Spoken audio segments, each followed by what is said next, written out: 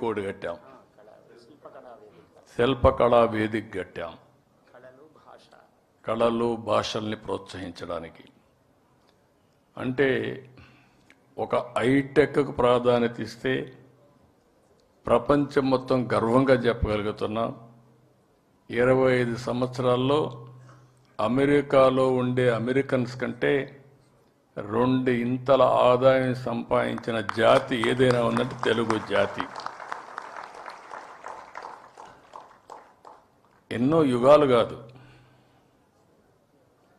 లేకుంటే శతాబ్దాలు కాదు, ఓన్లీ 25 సంవత్సరాలే మన కళ్ళ ముందర. అదే సమయంలో మన సాంప్రదాయాలు మరిచిపోకూడదని శిల్పకళా వేదిక పెట్టాం, అవధాన కేంద్రం పెట్టాం, అదే మరి అన్నమయ్య క్షేత్రం కూడా పెట్టాం. ఇవన్నీ ఎందుకు గుర్తు చేస్తున్నానంటే చరిత్రను మర్చిపోతే మన వల్ల మనమే మర్చిపోతాం. మన నాగరికతను కానీ మన సాంప్రదాయాలు కానీ సంస్కృతిని మర్చిపోతే మన ఉనికినే కోల్పోతామని చెప్పి కూడా నేను మీకు తెలియజేస్తున్నాను. ఈరోజు ఈ పండుగ మన రాష్ట్రంలోనే కాదు, ఆంధ్రప్రదేశ్, తెలంగాణ, కర్ణాటక, మహారాష్ట్ర ఈ రాష్ట్రాల్లో కూడా జరుపుకుంటారు. ఎక్కడ ఏ పేరుతో చేసినా అందరూ కూడా కోరుకునేది నూతన సంవత్సరంలో నూతన వెలుగులు దేవుడు ప్రసాదించాలని కోరుకుంటాం.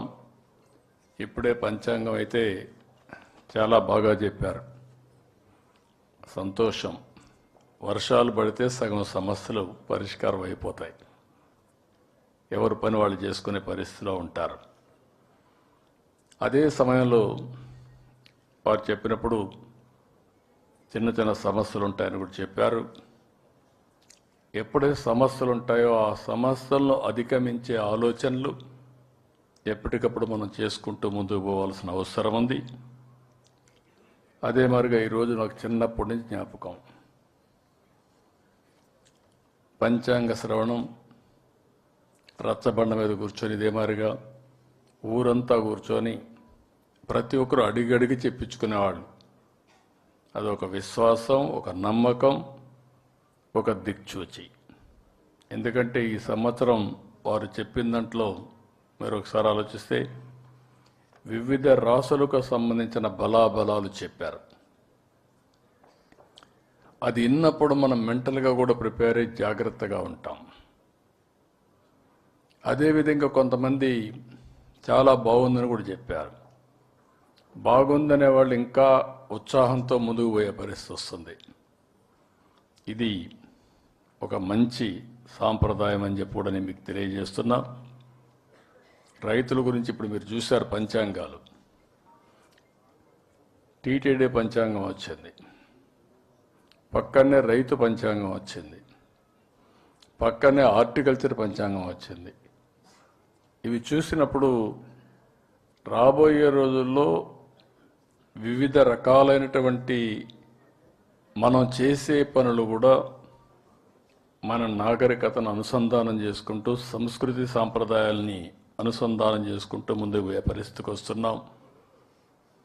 ఈ ప్రభుత్వం, ఎన్డీఏ ప్రభుత్వం, మీరు ఒకటే గుర్తుపెట్టుకోవాలి, నేను కానీ మిత్రుడు పవన్ కళ్యాణ్ గారు కానీ బీజేపీ తరపున నరేంద్ర మోడీ గారు కానీ ఈ దేశం బాగుండాలి, ఈ రాష్ట్రం బాగుండాలి, ప్రపంచంలో భారతదేశం అగ్రస్థానంలో ఉంటే, భారతీయులు అగ్రస్థానంలో ఉంటే వాళ్ళని లీడ్ చేసే శక్తి తెలుగు జాతికి ఇవ్వాలని ఈ ఉగాది సందర్భంగా సంకల్పిస్తున్నాను. ఈ ఉగాదిని అన్ని జిల్లాల్లో చేస్తున్నాం, ఢిల్లీలో ఏపీ భవన్లో చేస్తున్నాం, ఇంకొక పక్కన చెన్నైలో పొట్టి శ్రీరాములు మెమోరియల్ ట్రస్ట్లో కూడా అధికారికంగా ప్రకటిస్తున్నాం. 5 సంవత్సరాలు